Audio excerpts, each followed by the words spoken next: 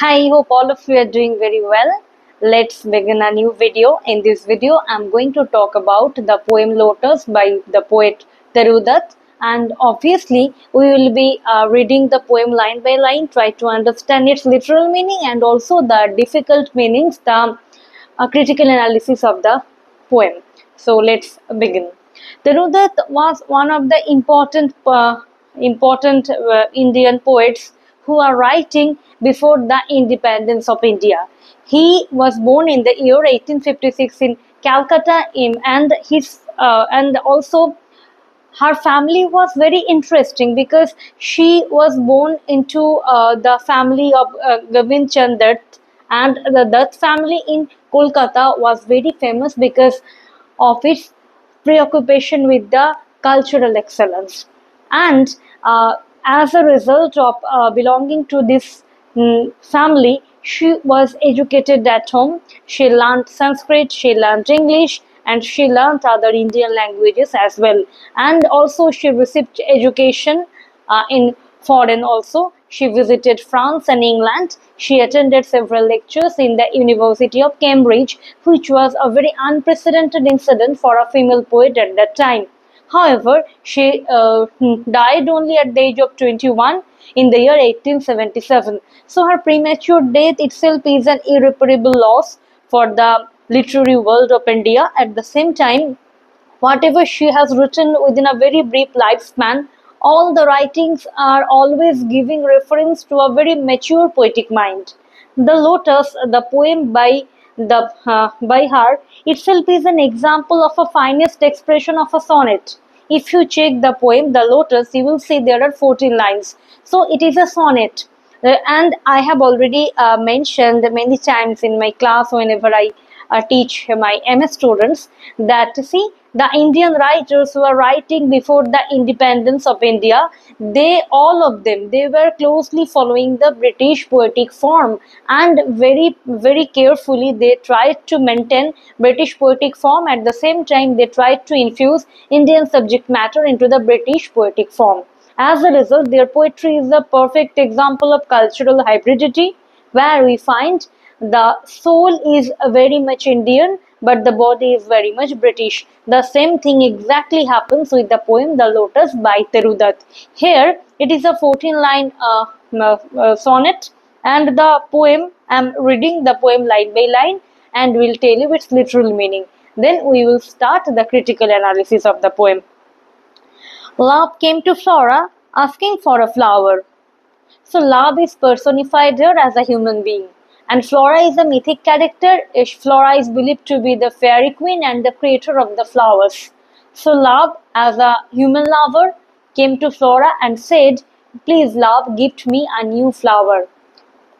Make a new flower for me and gift it to me.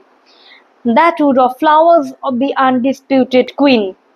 So Love said to Flora, prepare or make a new kind of flower for me, which will be the queen in the floral kingdom. The lily and the rose long had been rivals for the high honor. Love said to Flora, lily and rose, both these flowers are competing for the title. Who will be the queen in the kingdom of the flower? Birds of power had sung their claims. Birds means the meandering poets or the minstrels. So Love said many poets, they have already written beautiful poetry, beautiful song in the honor of lily or rose. The rose can never tower like the pale lily with her Eunomian. So the poet said, rose cannot overpower lily because lily is white and white is symbolic of beauty. So some birds, some poets believe that rose cannot overpower lily, so lily will be the queen in the floral kingdom. But is the lily lovelier? And also some other poets were also saying that, do you think lily is beautier or lovelier than the rose? So the competition and the comparison is going on between the rose and the lily. But the question, the final judgment remains unresolved. Who is the queen in the floral kingdom? Thus, between flower faction rang the strife in Psyche's bower. So, Psyche is the character in mythology, in ancient Greek mythology. Bower means a small place filled with flowers and beautiful fragrances, and it is created just for the reconciliation of the lovers. So, in the bower of Psyche, where Psyche resides as a human being, in Psyche's bower, which flower will be there? That is a long standing question and an unresolved question. Give me a flower, delicious as the rose, and stately as the lily in her pride. So Love said to Flora, gift me a flower which will be very, very sweet, fragrant like the rose, but also it will be very state. It will be very stately. It will be very straight in a way like lily. But of what color? Rose red Love first chose. Then Flora asked Love what should be the color of the new flower.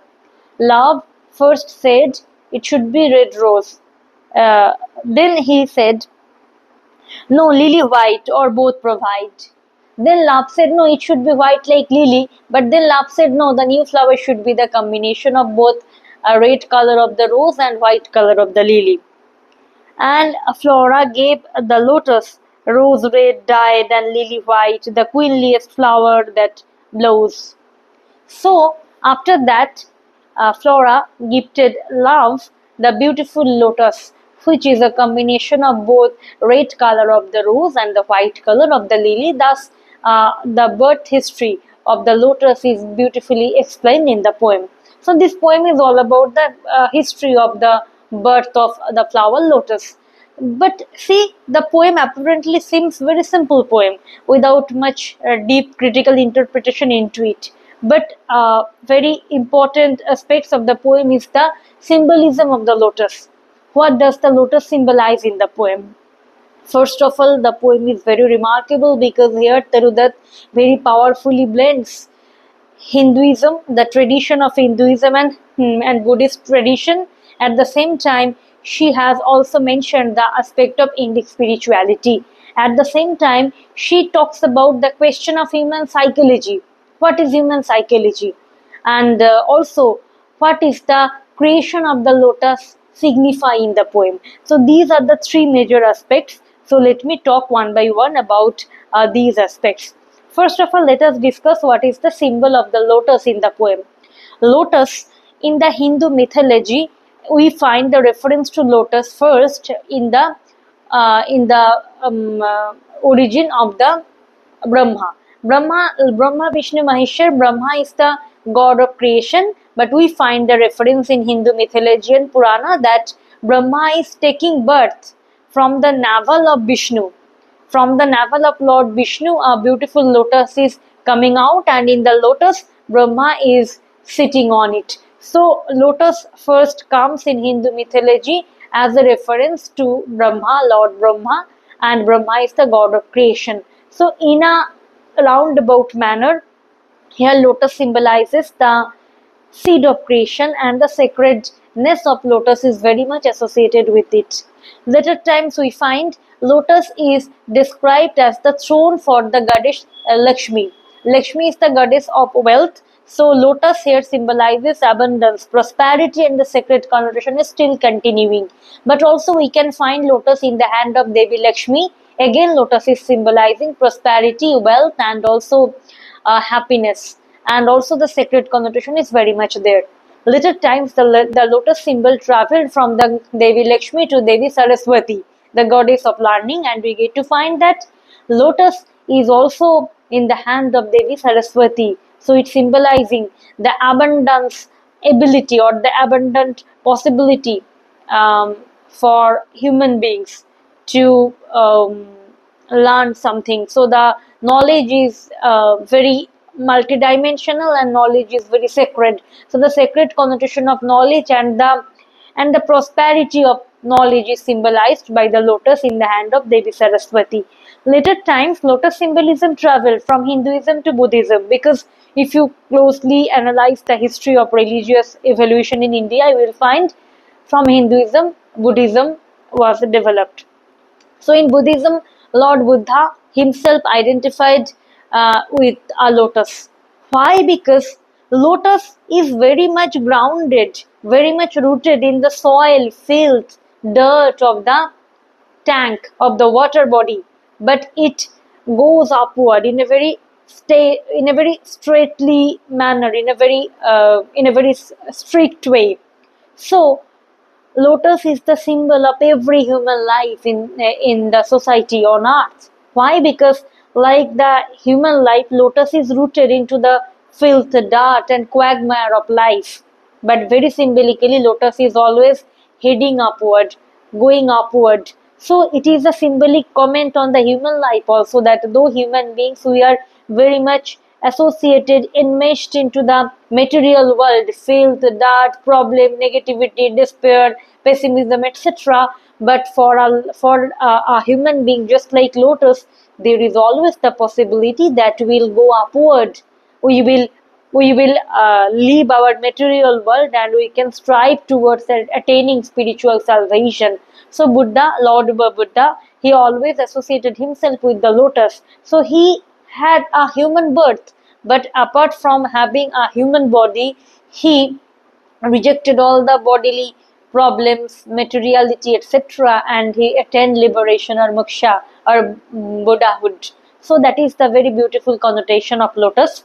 Again, if you look into the tantric tradition, you will find human body in tantric tradition is divided into 6 chakras. Chakras are the particular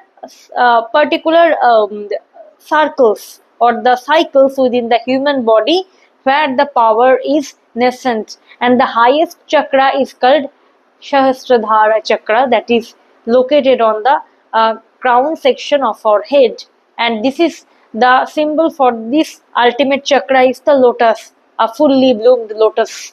So it is all about, in tantric tradition, the connotation that the human energy can move from downward to upward, and when there is final spiritual liberation, final spiritual enlightenment, we will be identified with a lotus, we will bloom. So there is the possibility of ourselves to be fully bloomed into a lotus. So lotus is always the very sacred connotation in religious tradition. At the same time, lotus is very much identified with fulfillment, prosperity, and abundance. So that is the connotation of lotus. Second of all, what is love in the poem? Love in the poem has been identified, has been personified as a lover, as a male lover who is looking for a new kind of flower from Flora. Flora is also identified as a female queen or fairy who can create a new flower for love. So love here typically is embodiment of human psychology. Like love, who is not satisfied with the existing flowers of the world, human beings are always dissatisfied with life, and they are always looking for the perfect symbol whenever they need to express their love. So, love, just like an ordinary mortal human being, love was in the quest for a new kind of flower which should be very flawless, very perfect. So, the quest for the lotus, the quest for a new kind of flower on part of love, is a symbolic comment on the human quest for the perfection. And here the lotus, far from being a flower, has been transformed into a graphic representation of human perfection. So, like every human being, love was dissatisfied with the existing flowers of the world, and he wanted Flora to make a new kind of flower which would be very perfect and which would be unparalleled queen in the floral kingdom. And very significantly, Flora gifted love Lotus, which is a perfect combination of beauty, harmony, and also symmetry. So, Lotus here is symbolic of perfection, and at the same time, love's dissatisfaction with the existing flowers signify human dissatisfaction with the flaws, with the imperfections of the human world or the mortal world. So that is the connotation. And also, if you I always try to tell my students in the class whenever I teach Lotus that it is a beautiful expression of decoloniality on part of Toru. What is decoloniality? Post-colonialism always tries to um, uh, very carefully observe or examine the aftermath of colonialism. What happened after colonialism in the colonized nations? But decolonialism is a kind of radical idea which always always dismantles the colonial structure and is very much willing to create the independent voice of the colonized nation when they are no longer thinking themselves as an inferior nation in terms of knowledge. So this poem by the famous poet Miss Toru Dutt is a perfect example of decolonialism in Indian poetry. Why?